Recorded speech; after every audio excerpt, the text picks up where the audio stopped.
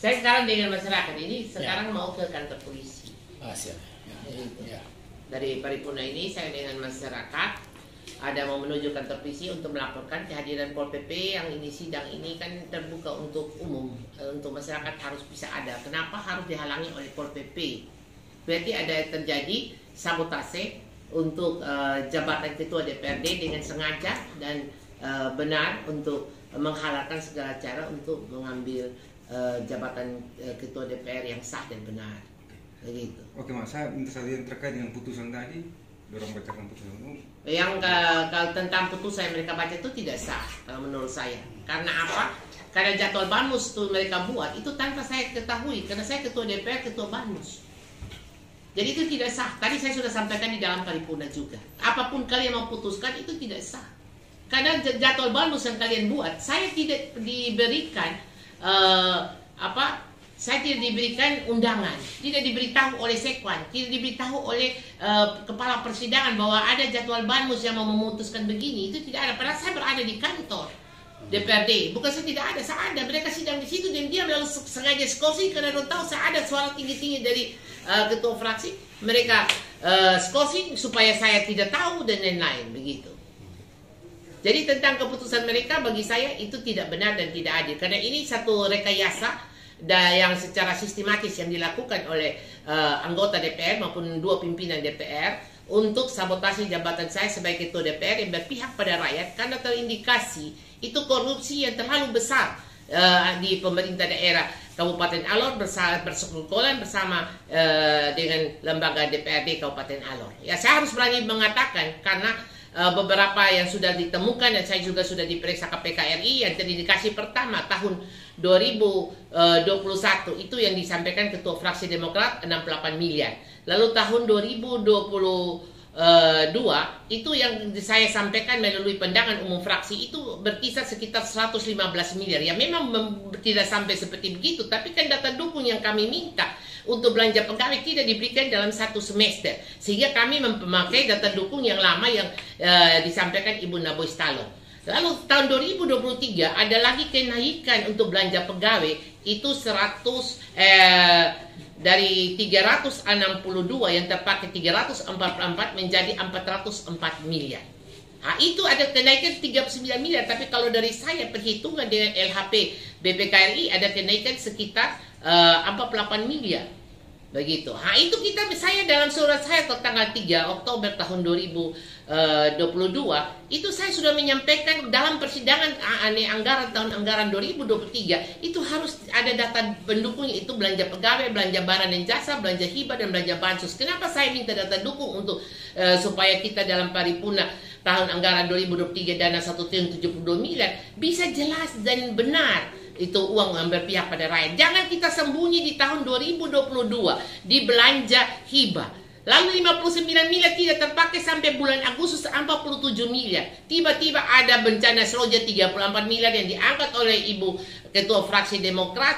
34 miliar 501 langsung keluar dari ruang sidang membuat pernyataan sikap bahwa itu tidak benar. Bupati keluar dari ruang sidang lalu membuat pernyataan sikap. Kenapa berbuat pernyataan sikap yang dilakukan Bupati pada Ibu Ketua Demokrat itu BK maupun wakil-wakil ketua tidak mengangkat? Kenapa? Pernyataan sikap yang saya menyampaikan hak saya sebagai ketua DPR dalam rapat integrasi, Bupati menyampaikan kok ini BK sama wakil-wakil ketua bisa mengangkat untuk lapor kepada BK. Itu tadi saya sudah dijelaskan juga dalam paripurna bahwa seharusnya pemerintah melapor kepada polisi karena pencemaran nama baik yang dilakukan oleh ketua DPR, ataupun pemerintah secara langsung kepada badan kehormatan, bukan memperalat ini wakil ketua DPR maupun anggota-anggota menandatangani padahal mereka tidak hadir. Ini sesuatu lelucon yang masyarakat harus tahu.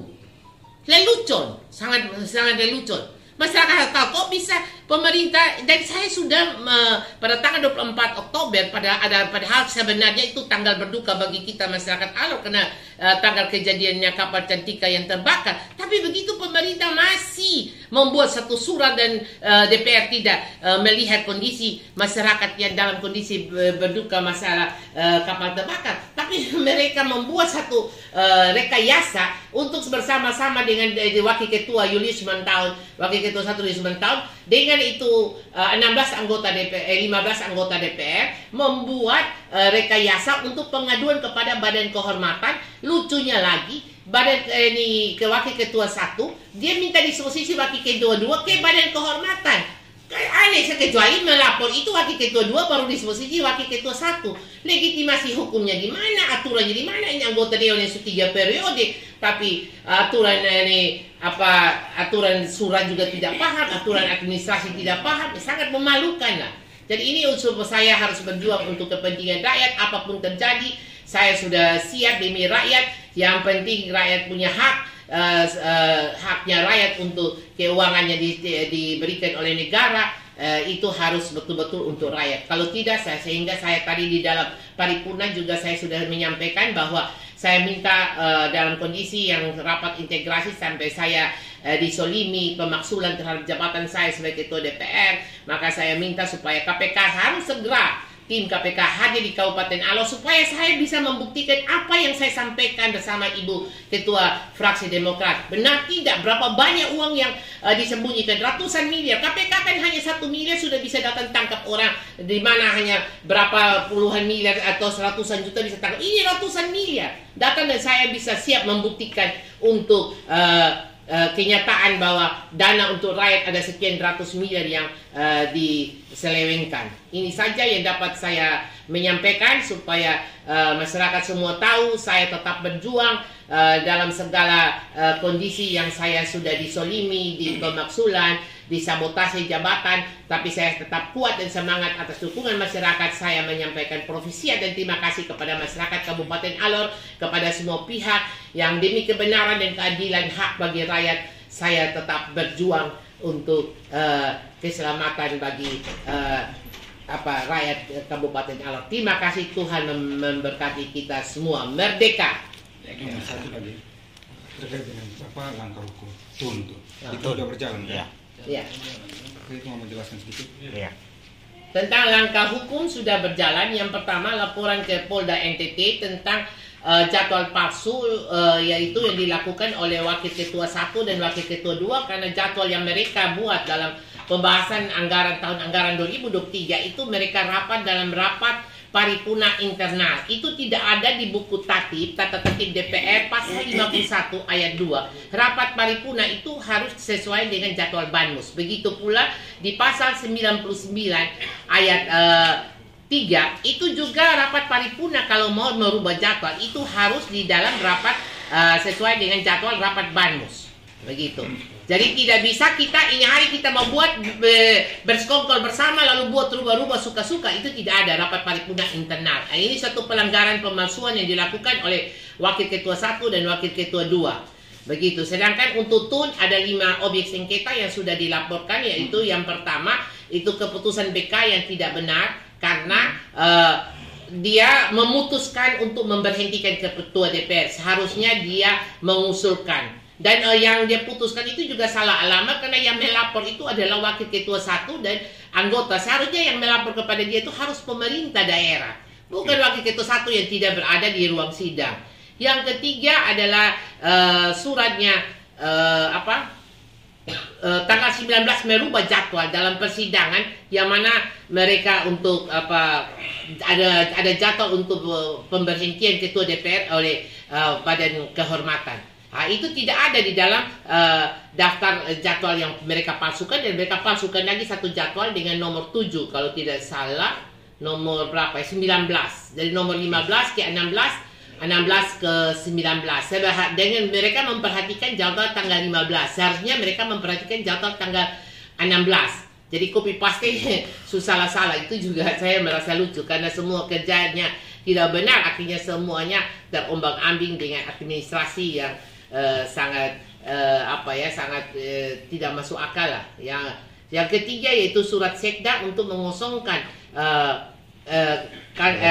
mengosongkan rumah jabatan ketua DPR maupun mobil harus dikembalikan. Itu tidak ada, kecuali ada keputusan resmi dari gubernur, karena saya ini hak protokolnya itu melekat dari keputusan gubernur.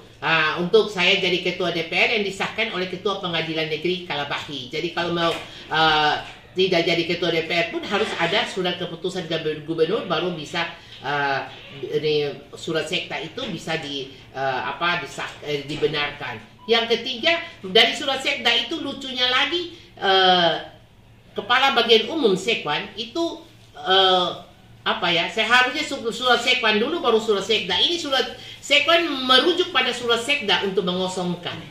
Jadi double tumpang tindih surat administrasi ini sangat ada di lembaga dewan yang terhormat ini.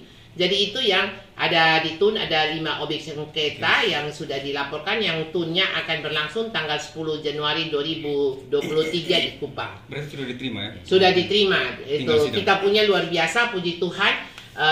TUN itu data-data kita administrasi semua lengkap sehingga hari pertama kita kasih masuk. Lalu kita verifikasi, besoknya sudah keluar nomor 73 untuk TUN dan kita sudah membayar biaya TUN semua. Dan yang terakhir ini hari juga saya bersama masyarakat yang ada ini semua, bisa bapak-bapak udah lihat. Mungkin berdiri di belakang sini saja bapak-bapak semua. Silakan. Jadi kita akan ke kantor polisi. Yang pertama laporan itu terhadap Sekwan. Masih biar kita jangan ini satu lagi.